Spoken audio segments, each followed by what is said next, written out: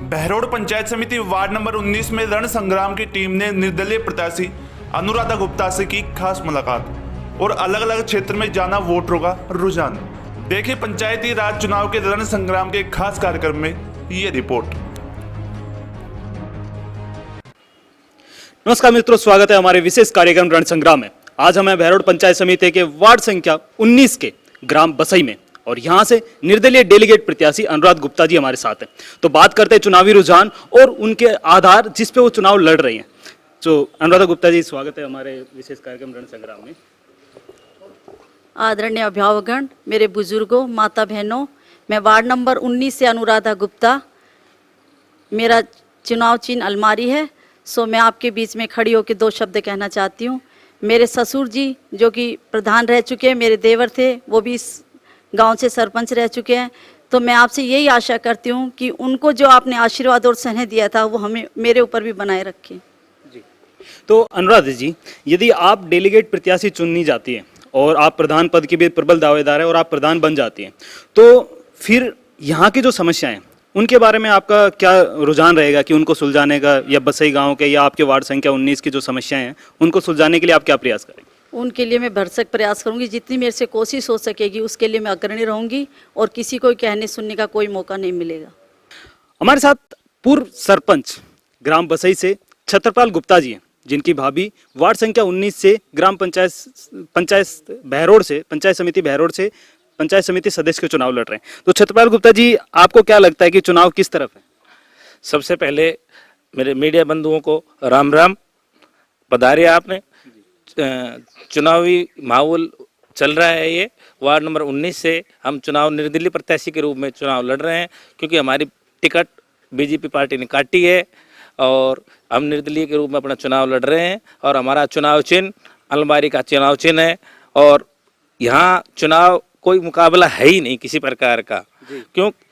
जो कैंडिडेट है, गांव के दो कैंडिडेट थे, उन्होंने हमको दोनों ने समर्थन दे दिया और ये भारी कैंडिडेट है, हम स्थानीय है, जनता सब स्थानीय के साथ है, इसमें टिकट का कोई मायना नहीं रखता।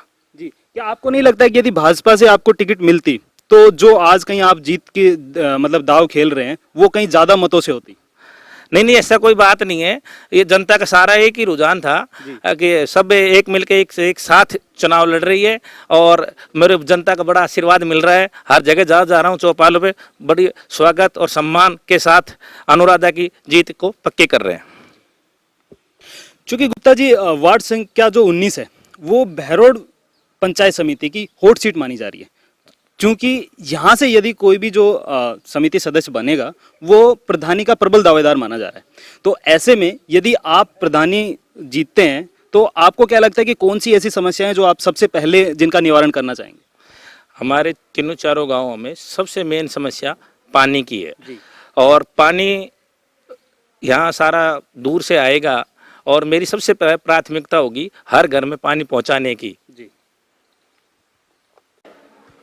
चूंकि वार्ड संख्या 19 राजपूत बाहुल क्षेत्र है, तो ऐसे में माना जाता है कि राजपूत बाहुल क्षेत्र में बीजेपी विजयी होना स्वाभाविक है। तो ऐसे में जानते हैं कि क्या वो प्रभाव इस वार्ड नंबर 19 में भी दिखाई पड़ेगा? देखिए, क्या है कि इस गांव में कभी भी मतलब इस परिवार से जाति पाति का भेदभाव तो कभी रहा नहीं, सब एक रहे हैं। रही बात वोटों की, वोट हम इन्हीं को देंगे और हमारे गांव का है, हमारे परिवार का है और परिवार को छोड़ के गांव के कोई भी व्यक्ति बाहर नहीं जाना चाहता है।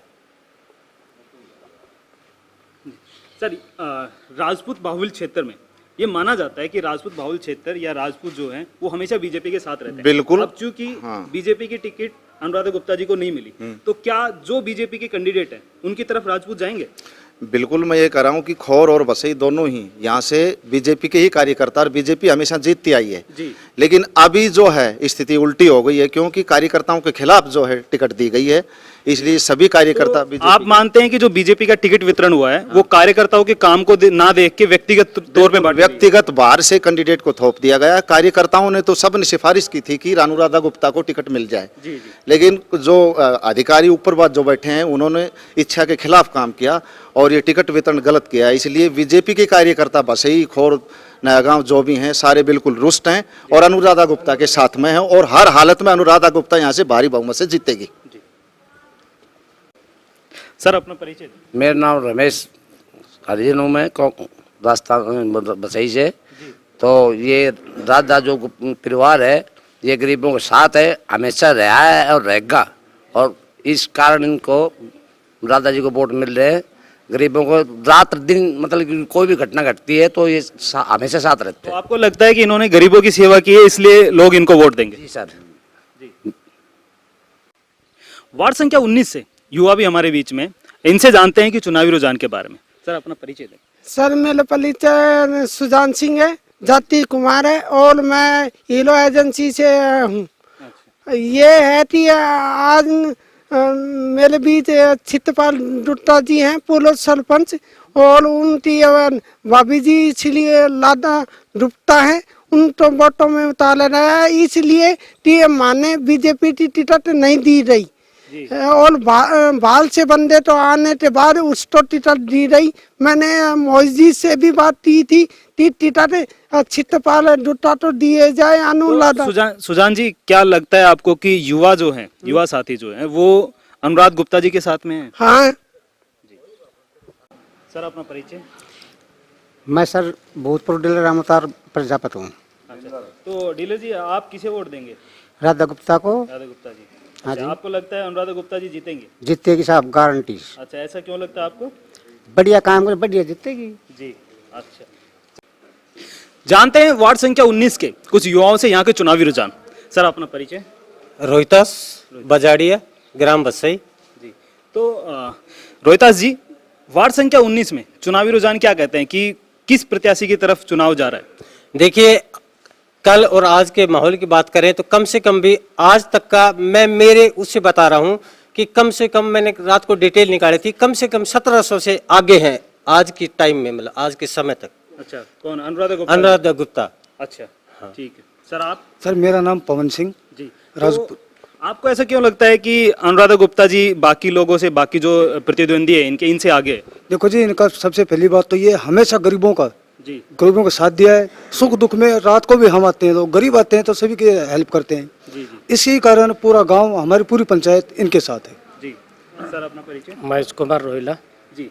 अच्छा, सबसे पहले तो मैं आपको ये बताना चाहूँगा कि हम पंचायत चुनाव के अंदर, पंचायत समिति के अंदर जैसे सरपंच के चुनाव होते हैं जी जी, तो गुगड़ी गांव में हम नहीं जाने देते, तो वो तो बहुत दूर हो गया।